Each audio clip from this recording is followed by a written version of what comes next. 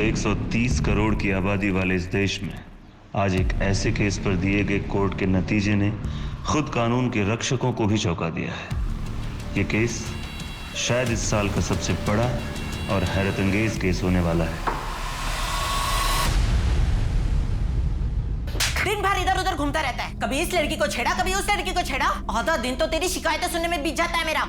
और ये क्या है? क्या है ये?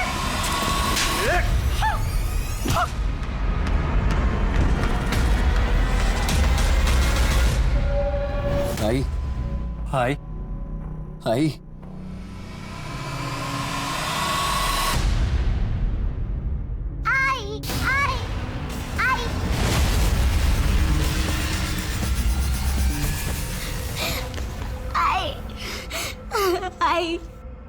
आई उठो ना, उठो ना।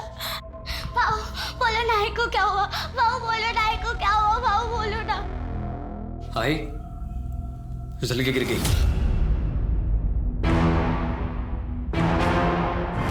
हाय फिसल के गिर गई। क्या? क्या बोलेगी? आई फिसल के गिर गई। आई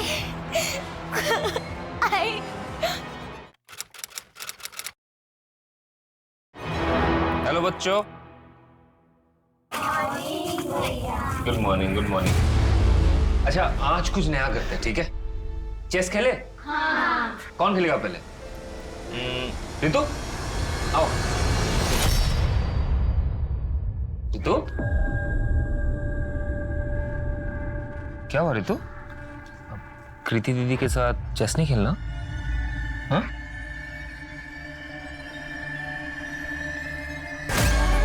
ये क्या हुआ? वो खाना बनाते टाइम। बचपन से बच्चों को सिखाया जाता है कि अनजान लोगों से बात न करें। ये जताया जाता है कि उन्हें अनजान लोगों से खतरा है। लेकिन आपको ये जानकर हैरानी होगी कि सेक्सुअल हरासमेंट के अधिकतर केसेस में जान पहचान के या घर के लोग दोषी निकलते हैं। तो अब किससे बच के रहना चाहिए, अनजान से या जान पहचान वाले से? नमस्कार, मैं दिव्यांका त्रिपाठी दहिया स्वागत करती हूँ आपका क्राइम पेट्रोल 70 के आज के खास एपिसोड में। रितु के हाथ में जो चोट लगी है ना कृति, मैं कह रहा हूँ उसका भाई उसके साथ घर पे जरूर मारपीट करता होगा। जब से उसकी मम्मी की मौत हुई है ना, वो क्लास में अजीब बिहेव करने लगी। काश मैं उसकी मदद कर सकता। मदद ही तो कर रहे हैं ना आप। अपने एनजीओ में उसे पढ़ा लिखा कर उसके पैरों पे खड़े होने में हेल्प ही तो कर रहे हैं। ऐसे नहीं, ऐसा कुछ जिससे मैं उसे उस नर्क से निकाल सकूं। कोई भी लड़की डोमेस्टिक वायलेंस डिजर्व नहीं करती, उसे इंडिपेंडेंट होना चाहिए। इंडिपेंडेंस से याद आया, गाड़ी चलाना सीख लो। मुझे गाड़ी चलाने भी आती है और मैं चलाती भी हूँ। वो बस ये नैरो लेन्स और भीड़ भाड़ वाली जगह में नहीं चलती मुझसे। भीड़ भाड़ में चलाओ, कॉन्फिडेंस बढ़ाओ अपना, ठीक है? बाकी मैं तो हुई। ठीक है।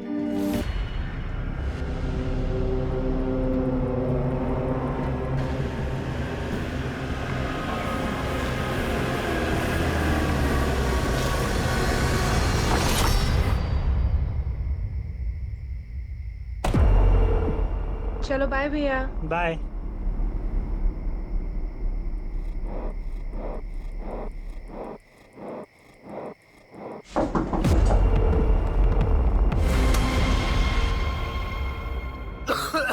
अरे मेरी सांस ही नहीं चल रही है।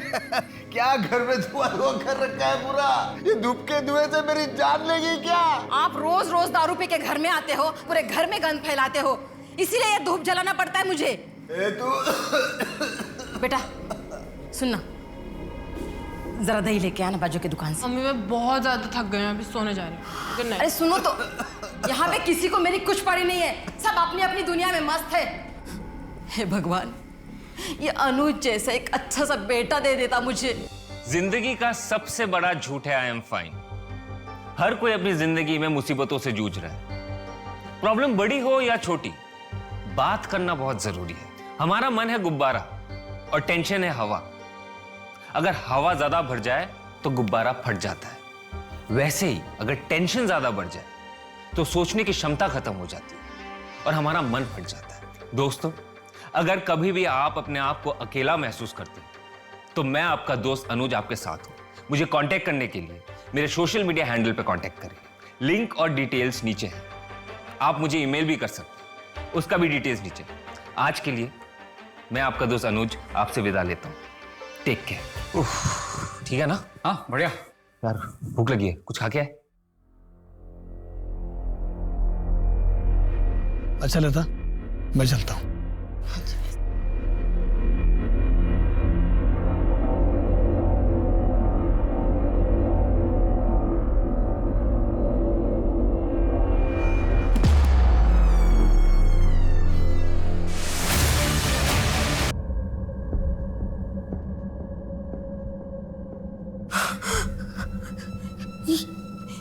ये कैसे हो गया? पता नहीं आई।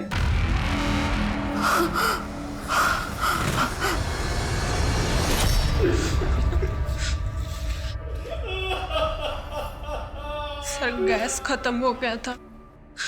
हम मम्मी डायलिसिस के लिए गई थी, बाबा भी घर पे नहीं थे। मैंने भैया को कॉल करके बुला लिया। ये रहा सिलेंडर, देखिए ना इसका पाइप फिट नहीं हो रहा मुझसे। चलो अभी कर देता हूँ। हाँ आप कीजिए ना, मैं फ्रेश होके आती हूँ। ठीक है। और थोड़ी देर में मुझे सामान गिरने की आवाज आई।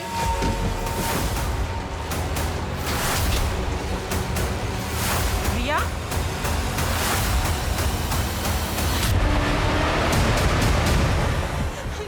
भैया भैया भैया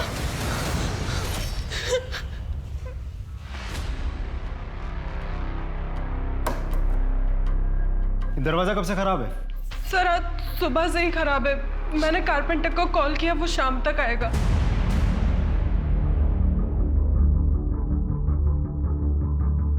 ये चाकू इसी घर का है? नहीं सर। आप हॉस्पिटल अकेली गई थी? नहीं, जेठ जी मेरे साथ आए थे। आपको किसी पर कोई शक? नहीं। कौन कर सकता है ये? पता नहीं। क्या हो रहा है यहाँ पे? हाँ? जाओ। क्या हो रहा है यहाँ पे? एक मिनट रुकिए, आप कौन?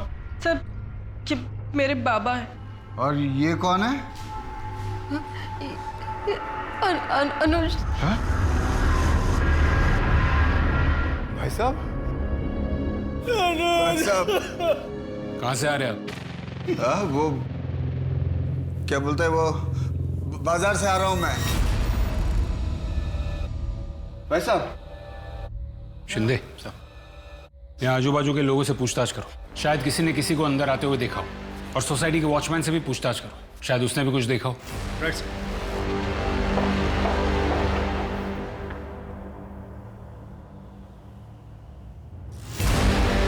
वॉचमैन, वॉचमैन, एक्सक्यूज मी, आपको पता है ये वॉचमैन कहाँ होगा? अरे ये राम सिंह पता नहीं कहाँ गया। इसका नंबर मिल सकता है? हाँ जी हाँ जी। वॉचमैन का फोन ट्रैकिंग पे डालो और ऑन होते ही मुझे इन्फॉर्म करो। और उसकी बैंक डिटेल्स भी निकलवाओ और उस पर नजर रखो कि वो कोई पैसे विड्रॉ करता है या नहीं। सर। और ये फिंगरप्रिंट्स लेने के लिए फॉरेंसिक डिपार्टमेंट कब आ रहा है? सर टीम पहुंचती ही होगी। सर अब तक हमने एक ही तरफ की कहानी सुनी है। क्या कीर्ति पे हम इतना भरोसा कर सकते हैं कि वो हमसे सच ही बोल रही है?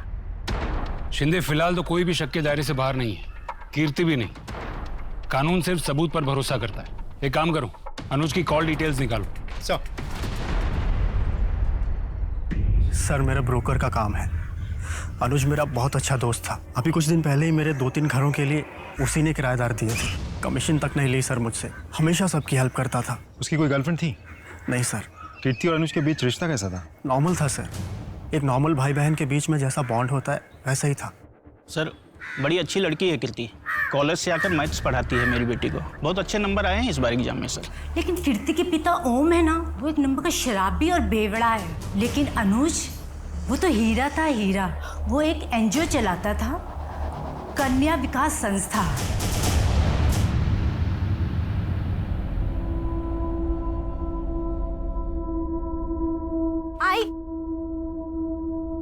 आई शाह, क्या हुआ बेटा, क्यों रो रही है ऐसे? आई मुझे आपके साथ आना है। कल से तेरे एग्जाम है ना, 3 दिन की तो बात है। जैसे तेरे मामा की शादी होगी ना, मैं नागपुर से वापस मुंबई आ जाऊंगी। नहीं आई, मुझे भी आना है आपके साथ। मुझे अकेले नहीं रहना। अरे बाबा अकेले कहाँ है, बाबा है ना यहाँ तेरे साथ। सुन, जाने दे आई को। अच्छा है, कोई डांटने वाला नहीं है। हम लोग बहुत मस्ती करेंगे, खेलेंगे, आइसक्रीम खाएंगे, है ना? और मैं जल्दी आ जाऊंगी, 3 दिन की बात है, ठीक है? आप ध्यान रखो है इसका। चलती हूँ। चलिए भैया, बाय। सुन, 2-3 दिन की बात है और मैं हूं ना तेरे साथ, तेरा बाबा। चल। सर, फॉरेंसिक रिपोर्ट में मेन डोर पे जो फिंगरप्रिंट्स मिले हैं, घर वालों में से किसी की भी नहीं हो। इसका मतलब कीर्ति सच कह रही थी। भैया जब किचन में थे तो मैं नहाने के लिए चली गई और थोड़ी देर में मुझे सामान गिरने की आवाज आई। घर में जरूर कोई घुसा था। और सर, पोस्टमार्टम रिपोर्ट के हिसाब से चाकू से अनुज पर 12 वार किए गए हैं। 12 वार? सर, इसका मतलब साफ है शिंदे, खूनी जो कोई भी है वो अनुज से बहुत गुस्सा था। एक और बात सर, ये वॉचमैन राम सिंह की बैंक अकाउंट डिटेल्स चेक की है मैंने। कुछ ही घंटों पहले उसने 75,000 रुपए कैश विड्रॉ किए एटीएम से। 75,000 कैश? सर, इतने रुपयों की उसे क्या जरूरत आ पड़ी? सोसाइटी में बात करो और इसके बारे में पता करो। सर,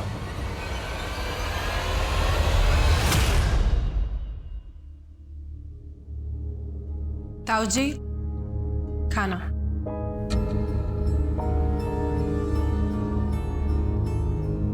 ताऊ जी, आप हमारे साथ क्यों नहीं शिफ्ट हो जाते? कब तक ऐसे अकेले रहेंगे?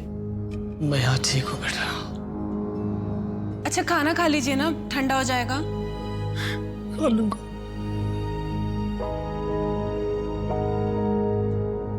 अनुज के साथ किसने किया होगा ये सब? तुम दोनों में तो एक दोस्ती जैसा रिश्ता था ना बेटा। शायद अनुज ने तुझे कभी बताया हो। नहीं ताऊ जी। ताऊ जी। बेटा, मैं एक रिक्वेस्ट करना चाहता हूँ तुझसे। बोलिए ना। एनजीओ शुरू किया था अनुज की मम्मी ने, और उसके जाने के बाद अनुज ही संभालता था उसे। मेरी एक रिक्वेस्ट है बेटा, एनजीओ को तू संभाल ले। ताऊ जी, लेकिन मैं कैसे कर पाऊंगी ये सब? कर पाएगी बेटा, मेरा विश्वास है तू कर पाएगी। करेगी ना? बोल। येलो येलो येलो, क्या पी रहे हो तुम लोग? तुम लोग रोज बोलते थे ना मैं तुमको कभी नहीं पिलाता हूँ। ये लो आज मेरी तरफ से, वो भी अंग्रेजी वाले। ये मार, ये देख।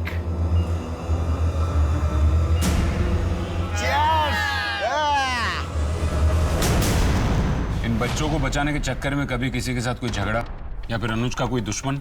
नहीं सर, अनुज सर का ऐसा कोई दुश्मन नहीं था।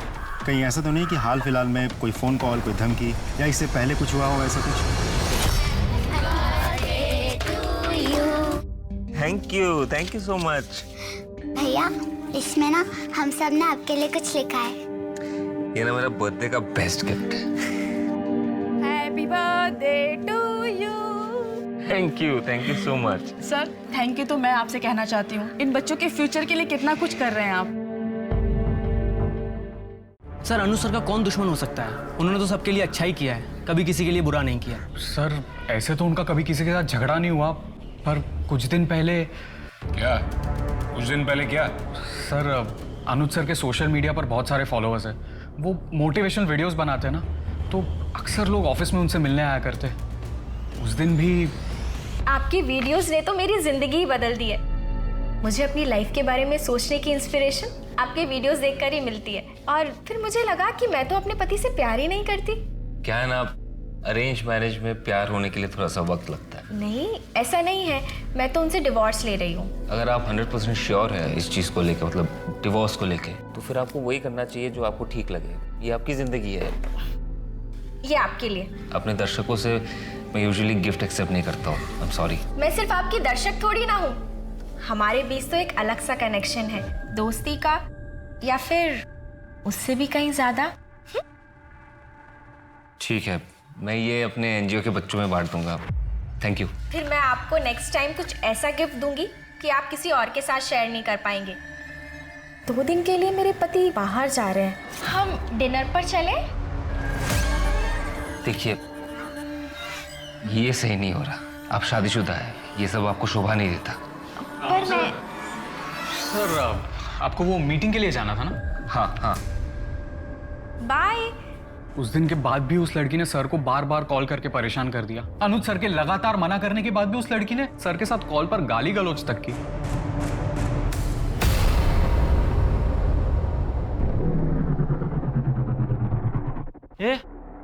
ये कपड़े इतने गंदे कैसे हो गए?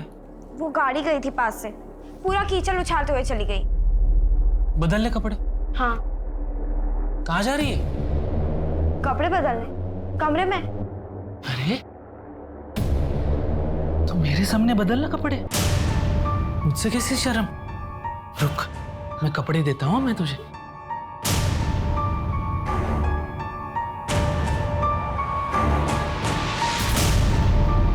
ये ले, बदल ले मेरे सामने। बदल कपड़े, मैं बदलता हूँ। इस आदमी को इससे पहले 3 नौकरियों से निकाला गया है। इसके झगड़ालू स्वभाव की वजह से ये कहीं भी जाता है, लड़ाई करता है, झगड़ा करता है। एक और बात सर, इसके खिलाफ एक पुलिस कंप्लेंट भी है। एक आदमी को बहुत बुरी तरह से पीटा था इसने।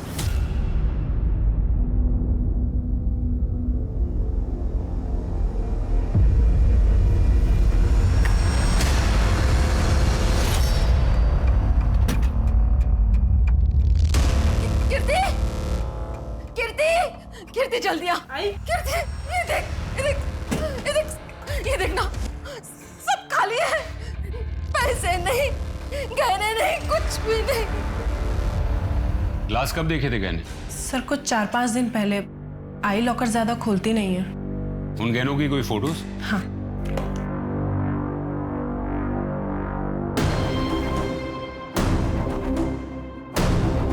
सर ठीक है, आप लोग जा सकते हैं, हम इसके बारे में पता करते हैं। जी। सर गहनों का गायब होना और अनुज के मर्डर के बीच कोई कनेक्शन तो नहीं है? हो सकता है शिंदे, एक काम करो, ये फोटोज आसपास की दुकानों में सर्कुलेट करो और उनसे कहो कि ये गहने अगर कोई बेचने आया है या आता है तो हमें तुरंत इन्फॉर्म करें। Right sir. मैं आपको बता नहीं सकता हूँ मुझे कितनी खुशी हो रही है आपको एनजीओ ज्वाइन करते हुए देखकर।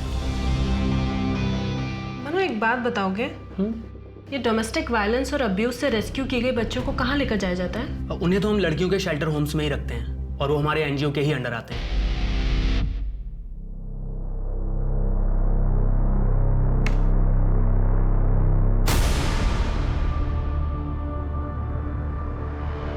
जली रोटी। पिछली बार जो तुझे दर्द दिया था भूल गई क्या? जो आज फिर से मुझे जली रोटी खिला रही है? देख, गेट पे कौन है? अरे तू क्या था आपका? मेरा नाम अनुज है, कन्या विकास संस्था से आऊं। हमें सरकार ने अपॉइंट किया रितु को ले जाने के लिए। क्यों? क्यों ले आना है? क्योंकि तुम रितु के साथ बुरा बर्ताव करते हो। बहन है मेरी वो, और देखता हूँ कौन और कैसे लेके जाता है। लड़ाई करोगे हमसे? करो, सब रिकॉर्ड हो रहा है। सिविल केस तो लग ही गया है तुम्हारे ऊपर, अब क्रिमिनल केस भी लगेगा। लंबा अंदर जाओगे। रितु, बेटा इधर आओ। रितु, कहीं नहीं जाओगे तुम। डरो मत। देख लूंगा तुम सबको। देखेगी तो पुलिस तुमको। कल आएगी तुम्हारी खातिरदारी करने। चल।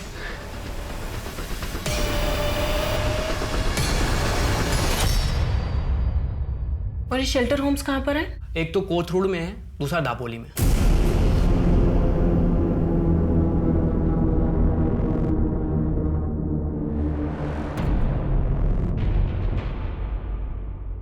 शर्म नहीं आई तुझे? बता बता, कहाँ मुंह काला करके आई है? छोड़ूंगी नहीं मैं तुझे। शर्म नहीं आई तुझे? हाँ, दांत लगा के रखती है तूने। छोड़ूंगी नहीं। क्यों मारी हो उसे? अरे इससे पूछो क्यों मार रही हूँ? मुंह काला करके आई है ये, पेट से आई है। तुझे तो ना मैं बता। अरे रुको, गुस्सा करके क्या होगा? अरे कैसे बाप हो तुम? तुम्हें शर्म आनी चाहिए। तुम्हारी बेटी मुंह काला करके बैठी और तुम्हें कोई फर्क ही नहीं पड़ रहा है।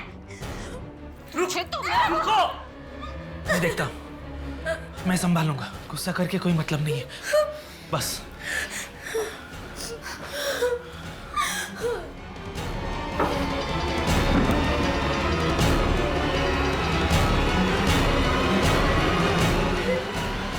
क्या? सोचना भी नहीं मेरा नाम अपने आई को बताने के बारे में, वरना तेरे साथ साथ तेरे आई को भी मार दूंगा मैं, समझी तू? इसका कितना मिल जाएगा? असली तो है ना? खुद ही देख लो। ठीक है, मैं चेक करके बताता हूँ। देखो देखो।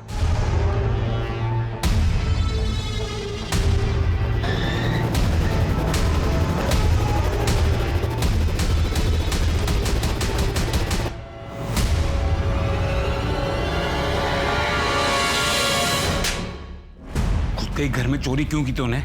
सब जरूरत थी पैसों की।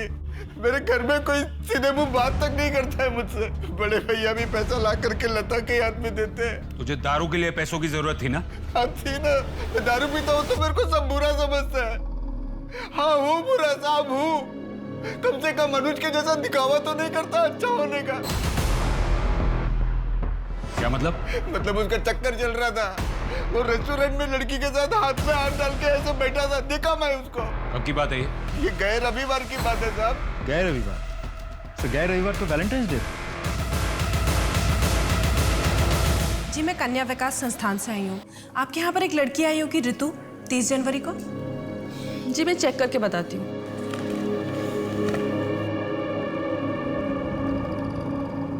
नहीं, ऋतु नाम की तो कोई लड़की नहीं आई है। शायद कोट हुड वाले शेल्टर होम ले गए हों। नहीं, वहाँ तो मैं पहले ही देख कर आई हूँ। वहाँ तो नहीं है। कहाँ गई होगी?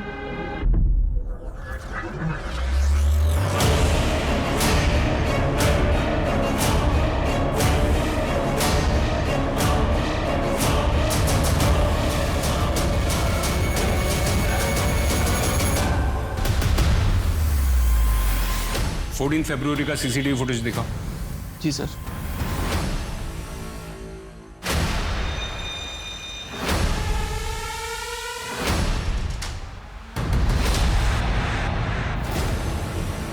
या अंदर का सीसीटीवी फुटेज दिखाओ। सर कुछ दिन पहले ही कैमरा खराब हुआ है। ठीक है, थोड़ी देर के बाद वो लोग बाहर तो निकले होंगे ना, बाहर की फुटेज दिखाओ। Yes sir.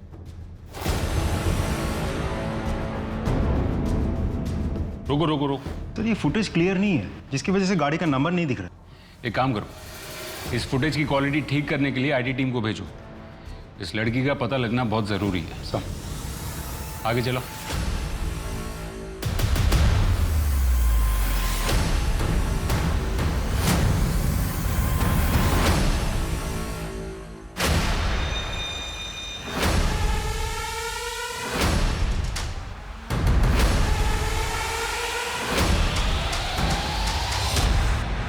ये कौन है? सर ये तो दिनेश है, पास में ही रहता है सर। देखो, प्यार से पूछ रहे हैं तो बता दो, क्या हुआ था तुम्हारे और अनुज के बीच? क्या हुआ? कुछ नहीं हुआ तृप्ति, वो इंस्पेक्टर साहब को कुछ गलतफहमी हो गई थी। तृप्ति? हाँ। क्या तुम वही तृप्ति हो जो अनुज के ऑफिस उससे मिलने आई थी? तुम उससे मिलने गई थी? हाँ तो क्या, वैसे भी मैं तुमसे डिवोर्स ले रही हूँ। सर इसीलिए गया था मैं उस अनुज के पास। सर उसने मेरी शादीशुदा जिंदगी को तबाह कर रखा है और उसी की वजह से ये मुझसे तलाक तक ले रही है। और इसीलिए तुम झगड़ने वहां पहुंचे थे? सर मैं परेशान हो चुकी हूँ इस आदमी से। अनुज ने पुलिस कंप्लेंट की है ना इसकी। अच्छा किया, ले जाइए इसे, डाल दीजिए जेल में। जेल में कोई ना कोई जाएगा, ये बात तो पक्की है, क्योंकि अनुज का मर्डर हो चुका है।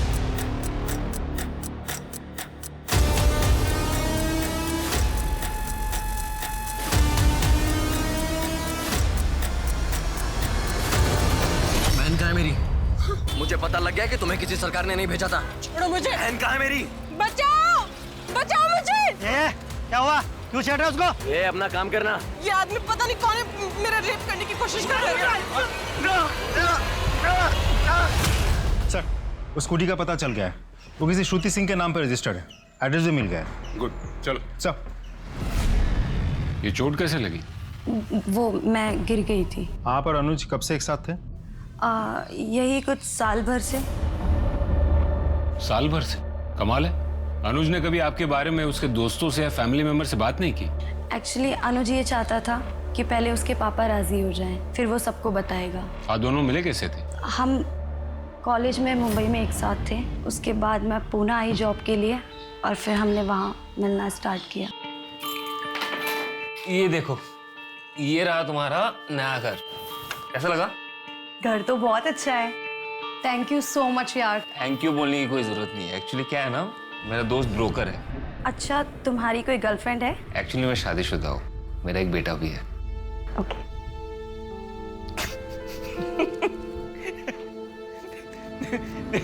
जैसे कॉलेज में थी ना, अभी भी वैसी हो। और तुम भी ना बिल्कुल वैसे ही हो, बिल्कुल नहीं बदले, बिल्कुल नहीं बदले। अनुज के कॉल डिटेल्स में हमें आपके नंबर की एंट्री नहीं दिखी, ऐसा क्यों? एक्चुअली हम कॉल पे ज़्यादा बात नहीं करते थे, ऑनलाइन चैटिंग पे बात करते थे। वैसे गिर कैसे गई थी आप? वो मैं जॉगिंग करते वक्त। सर बहुत ही अजीब रिश्ता था दोनों के बीच। फ़ोन पे एक दूसरे के साथ बात नहीं करते थे। 1 साल से एक साथ है, किसी को भनक तक नहीं लगी इस बात की। हाँ, अजीब तो है।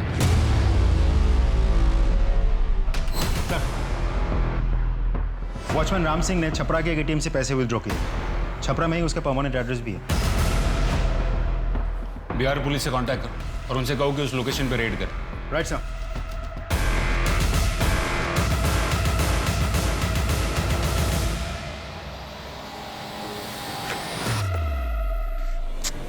चाबी लाना तो भूल ही गई।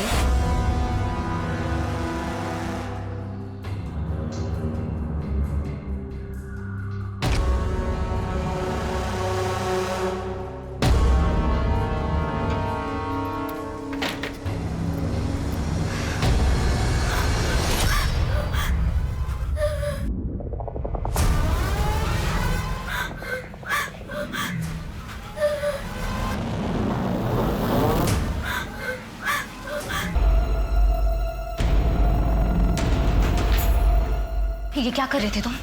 मैं अरे कुछ नहीं लक्ष्मी, बस झूठ मत बोलो। क्या कर रहे थे तुम? कुछ नहीं लक्ष्मी। छोड़ूंगी नहीं तुम्हें मैं। लक्ष्मी मैं छोड़ूंगी नहीं।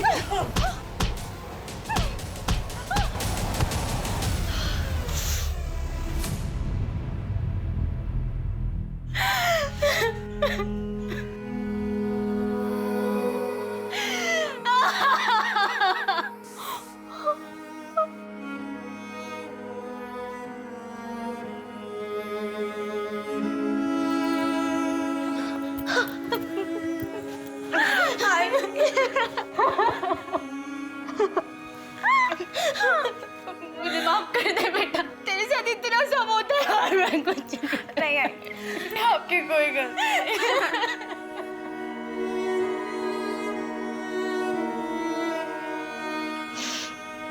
चल। कहाँ? Police station.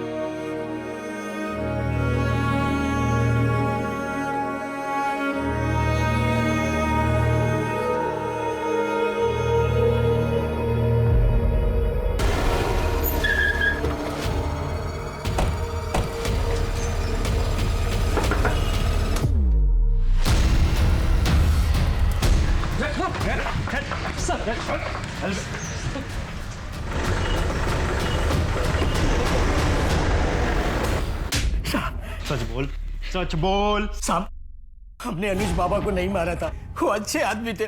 उनको मारकर भला हमको काम मिलेगा साहब? पुलिस से भाग क्यों रहा था? क्यों भाग रहा था? गरीब आदमी उठ डर गया था। पहले ही बिहार में एक केस चल रहा था हम पर, और पुणे में भी केस हो जाता तो उनको काम नहीं मिलता साहब। तूने खून किया ही नहीं, तो खून होने के तुरंत बाद ही क्यों भागा तू? खबर फैलने से पहले तुझे पता चल गया कि मर्डर हुआ है। कैसे? तूने किया ही नहीं तो तुझे कैसे पता? वो क्या था कि पुलिस को हमने सोसाइटी में आते देख लिया, और सोसाइटी में भी यही बातें हो रही थी, इसलिए भाग गया साहब। अचानक 75,000 रुपए निकालने की क्या जरूरत पड़ गई थी तुझे? काफी लोगों के उधार चुकाने थे साहब, इसलिए मैंने पैसे निकाले। सोचा सबका कर्जा चुकता कर दूं। अच्छा ठीक है, तू सच बोल रहा है झूठ इसका अभी पता चल जाए। इसके फिंगरप्रिंट्स लो। क्यों साहब? क्यों? अभी तो तू कह रहा था ना तेरा ऐसे कोई लेना देना नहीं है, फिर उंगलियों के निशान देने में इतना घबरा क्यों रहा है? ये क्या कर रहे हैं आप? चल अंगूठा डाल। डाल। साहब रुकिए साहब, हम बताते हैं साहब। उस दिन हम सोसाइटी में ही थे, ड्यूटी पे था, तभी कुछ टूटने और फूटने की आवाजें सुनाई दी। वही आवाज सुनकर मैं वहां पहुंच गया था साहब।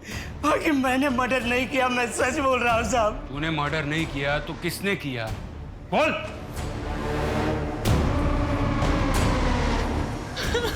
क्या हुआ मैडम? मैडम ये कैसे हुआ?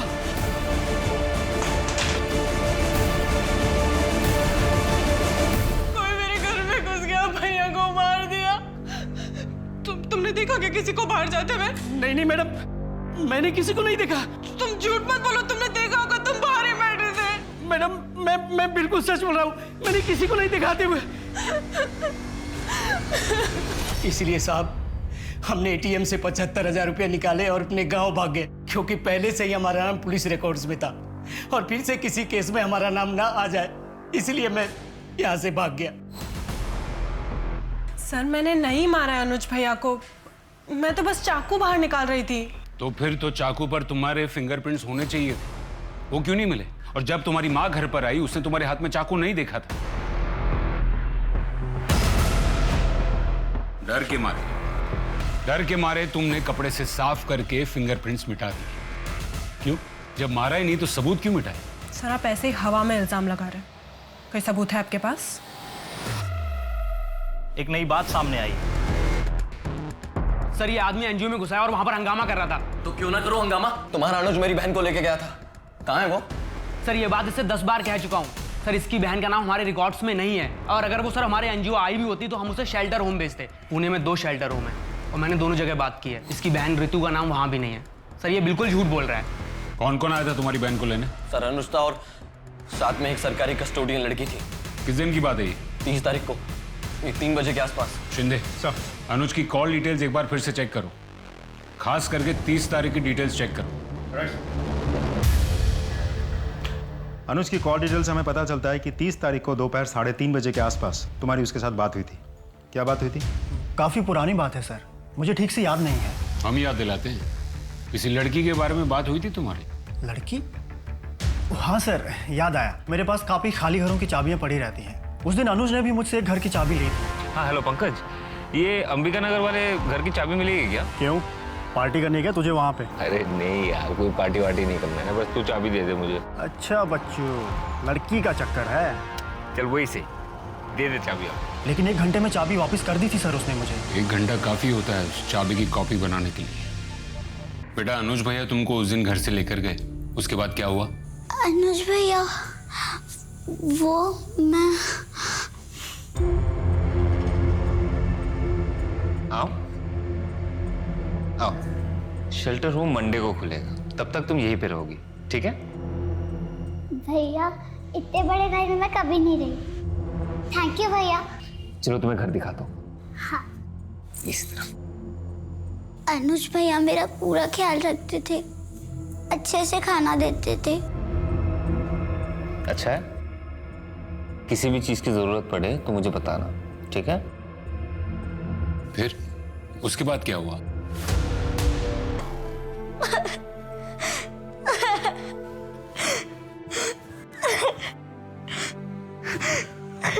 हमने अभी अभी ऋतु को एक खाली घर से रेस्क्यू किया है। तुम तो जानती हो ना ऋतु को। ऋतु ने हमें बताया कि अनुज ने उसे फिजिकली मोलेस्ट किया था। तुम्हें कुछ कहना है इसके बारे में? क्या तुम इन सब में डायरेक्टली या इनडायरेक्टली इन्वॉल्व थी? तुम भी तो थी ना ऋतु को उसके भाई के घर से बाहर निकालने में। बताओ कीर्ति, तुमने अनुज का खून क्यों किया? सर आप अभी भी हवा में इल्जाम लगा रहे हैं। आपको पहले भी बोल चुके हैं, मैंने अनुज भैया को नहीं मारा। बाकी अगर कोई सबूत है आपके पास तो दिखाइए। सबूत नहीं है, आई विटनेस है, जिसने तुम्हें मर्डर वेपन हाथ में पकड़े हुए देखा था और फिर तुमने उस वेपन पर से अपने फिंगरप्रिंट्स मिटा दिए। इसलिए सबूत न होने के कारण तुम पर मर्डर तो नहीं, लेकिन मर्डर वेपन के साथ छेड़छाड़ करने का केस तो बनता है। और जब तक ये केस कोर्ट में नहीं जाता तुमको यहीं रहना होगा।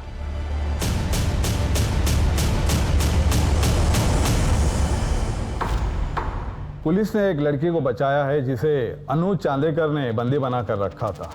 हो सकता है इसका इस केस से कोई वास्ता ना हो और ना ही मर्डर वेपन पर आपके फिंगरप्रिंट्स मिले हैं। लेकिन मिस कीर्ति चांदेकर, मर्डर वेपन हाथ में पकड़े हुए डेड बॉडी के पास आपको देखा है एक आई विटनेस ने। इस सफाई में आप कुछ कहना चाहेंगी?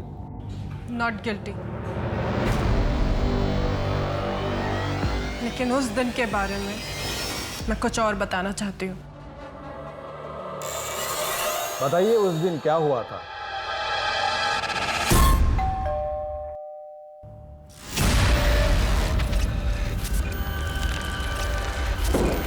काकी का है? वो उनका डायलिसिस का दिन है ना आज, तो ताऊ जी के साथ ही गई है। ये रहा सिलेंडर, देखिए। पता नहीं इसका पाइप फिट ही नहीं हो रहा है, मुझसे बहुत ट्राई किया मैंने, तो आपको फोन। भैया भैया ये क्या कर रहे हैं आप ये? भैया नहीं, छोड़ो मुझे, छोड़ो मुझे, छोड़ो मुझे।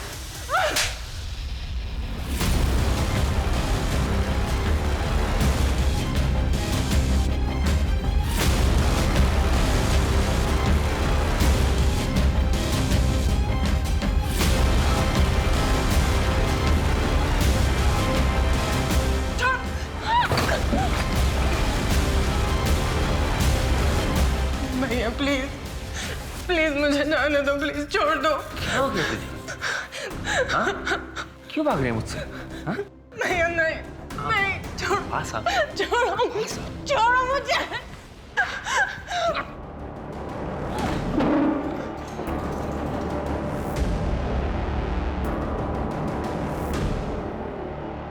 क्या हो गया तुझे? भाग क्यों रही है मुझसे?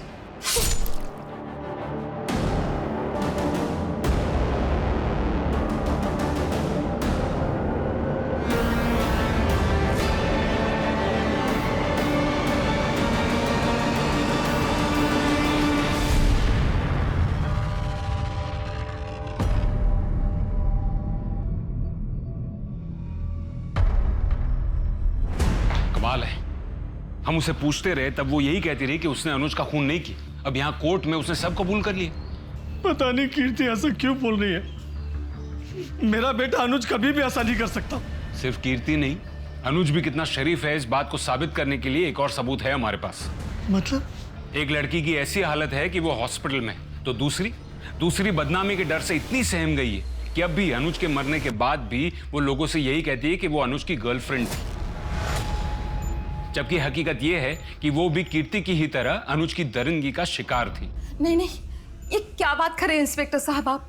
अनुज बहुत अच्छा लड़का था, कीर्ति का इतना ख्याल करता था। कीर्ति का क्या, हम सबका ख्याल रखता था। अनुज तो अनजाने लोगों की भी मदद किया करता था। कीर्ति झूठ बोल रही है। कमाल है, आप कीर्ति की माँ है, वो कह रही है कि उसके ऊपर रेप अटेम्प्ट हुआ है और आपको उसकी बात पर यकीन नहीं। क्यों? क्योंकि हमें कीर्ति से ज्यादा अनुज पे विश्वास था। कीर्ति की झूठ बोलने की आदत से हम परेशान हो चुके थे।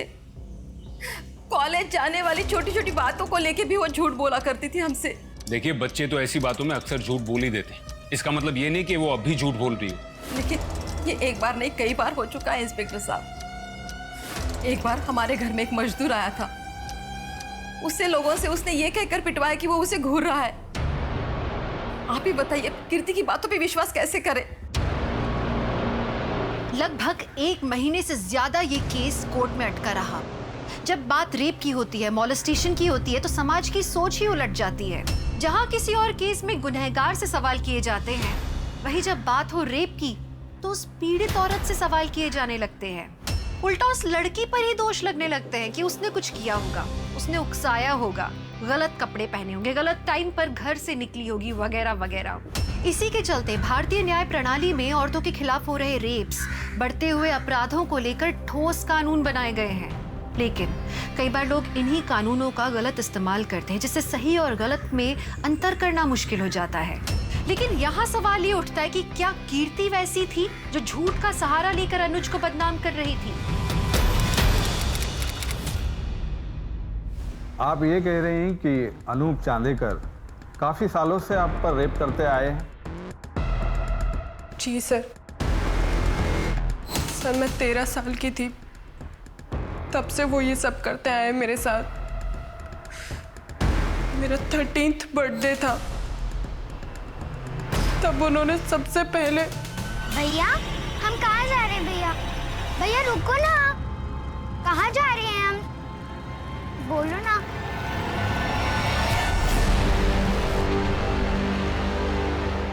थैंक यू भैया।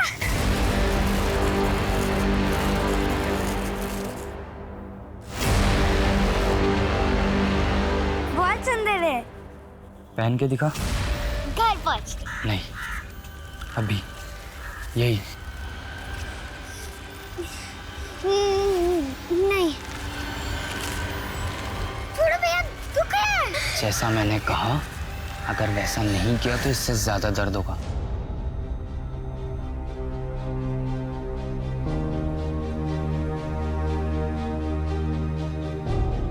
बहुत डर गई थी मैं उस दिन। अगले 4 साल तक वो बार बार मेरा रेप करते रहे।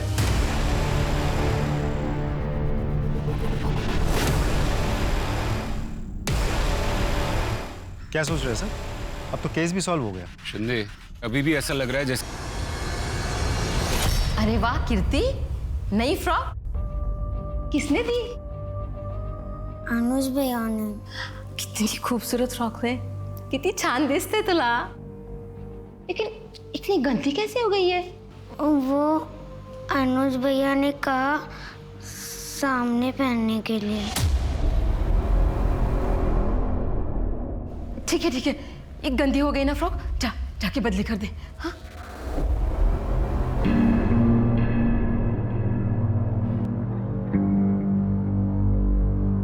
अनुज भैया के पास मेरे फोटोज थे। अगर ये बात मैं किसी को भी बताती तो वो फोटोज ऑनलाइन डाल देते।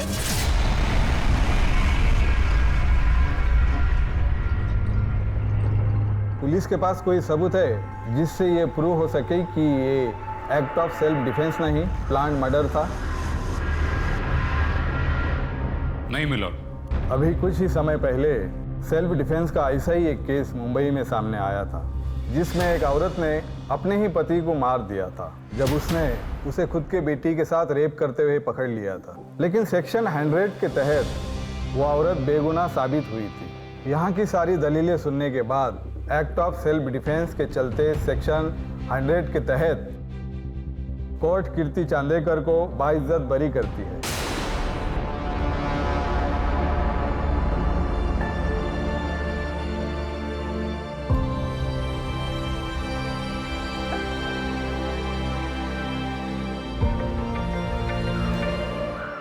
क्या सोच रहे हैं सर? अब तो केस भी सॉल्व हो गया। शिंदे, केस खत्म होने में और केस सॉल्व होने में फर्क है। केस खत्म हो गया और कोर्ट ने फैसला भी सुना दिया है, मगर अभी भी ऐसा लग रहा है जैसे केस की कुछ कड़ियां अब भी जुड़नी बाकी है। कीर्ति ने अनुज को घर बुलाया जब ये हादसा हुआ। जब घर में कोई नहीं था उस वक्त गैस खत्म हो गई और वो चाकू भी वहीं टेबल पर पड़ा था। एक ऐसा चाकू जिसके बारे में घर वालों में से किसी को भी नहीं पता। अगर घर वालों में से किसी ने वो चाकू नहीं खरीदा था, इसका मतलब कीर्ति ने वो चाकू खरीदा होगा। आसपास की दुकानों में पता करो।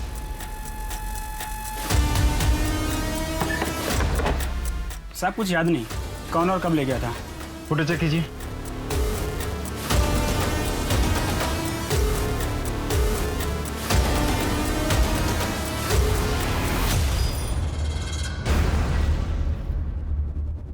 कोर्ट ने तुम्हें सेल्फ डिफेंस के केस में बरी कर दिया, लेकिन तुमने चाकू मर्डर से 2 दिन पहले ही खरीद लिया। क्यों? तुमको पहले से ही पता था कि सेल्फ डिफेंस में उसकी जरूरत पड़ेगी। ये कोई सेल्फ डिफेंस के लिए नहीं, बल्कि बहुत ही शातिर तरीके से प्लान किया गया मर्डर था, है ना? आपको क्या लगता है कोर्ट में हर कोई झूठ ही बोलता है या थोड़ा बहुत सच भी बोलता है? बचपन से मेरे साथ रेप होने वाली बात एकदम सच है। मतलब तुमने जो भी किया वो बदले की भावना से किया। लेकिन एक बात समझ में नहीं आई, अगर तुमको अनुज को मारना ही था तो इतने सालों के बाद क्यों मारा? एक बात बताइए, अगर आपके साथ कभी कुछ बुरा हुआ हो, क्या आप चाहेंगे किसी और के साथ भी वैसा हो? ये किसके लिए? ऋतु के लिए, नई जिंदगी की जो शुरुआत कर रही है। अच्छा, आप शेल्टर होम में जा रहे हैं ना? मैं भी चलूं आपके साथ? अरे नहीं, वो ज्यादा लोगों से मिलने नहीं देते उसे। इतना जो सहा है उसने अभी। कौन से शेल्टर होम में है वो? जहाँ पे भी है खुश है। तुम जान के क्या करोगे? ऋतु के साथ वो सब ना हो जो मेरे साथ हो रहा था। उस दिन अनुज के साथ ऋतु के घर मैं ही गई थी। मुझे लग रहा था मैं उसकी मदद कर रही हूँ, लेकिन जब मैंने वो फ्रॉक देखी तब मैं समझ गई कि ऋतु खतरे में है। ऋतु के साथ मैं ऐसा कुछ भी नहीं होने दे सकती थी जो मेरे साथ हुआ है। लेकिन एक बात तो तय है कि तुमने मर्डर किया है, एक प्लान्ड मर्डर। आपको जो सोचना है आप सोच सकते हैं।